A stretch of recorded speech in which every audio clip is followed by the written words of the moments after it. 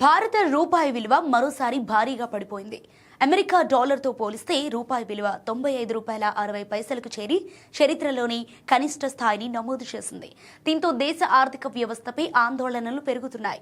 America, Iran మధ్య కొనసాగుతున్న ఉద్రిక్త పరిస్థితులు, మధ్యప్రాచ్యంలో అనిశ్చితి, అంతర్జాతీయ మార్కెట్లో పెరుగుతున్న ముడి చమురు ధరలు రూపాయి పతనానికి ప్రధాన కారణాలుగా మార్కెట్ నిపుణులు చెబుతున్నారు.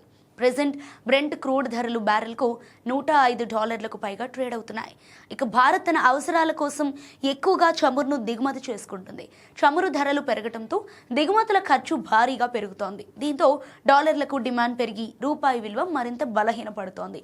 సో విదేశీ పెట్టుబడిదారులు కూడా భారత మార్కెట్ల నుంచి భారీగా పెట్టుబడులను వెనక్కి తీసుకుంటున్నారు. ఈ కారణంగా స్టాక్ మార్కెట్లలో కూడా ఒత్తిడి కనిపిస్తోంది. సెన్సెక్స్, నిఫ్టీ సూచీలు వరుసగా నష్టాల్లో కొనసాగుతున్నాయి. రూపాయి బలహీనత వల్ల విదేశీ విద్య, విదేశీ ప్రయాణాలు, దిగుమతి వస్తువుల ధరలు మరింత పెరిగే అవకాశం ఉంది. అలాగే పెట్రోల్, డీజిల్ ధరలపై కూడా ప్రభావం పడే అవకాశం ఉందని ఆర్థిక నిపుణులు హెచ్చరిస్తున్నారు.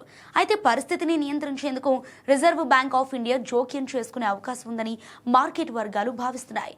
మరోవైపు అంతర్జాతీయ పరిస్థితులు సాధారణ స్థితికి వస్తే రూపాయి కొంత కోలుకునే అవకాశం ఉందని విశ్లేషకులు చెబుతున్నారు.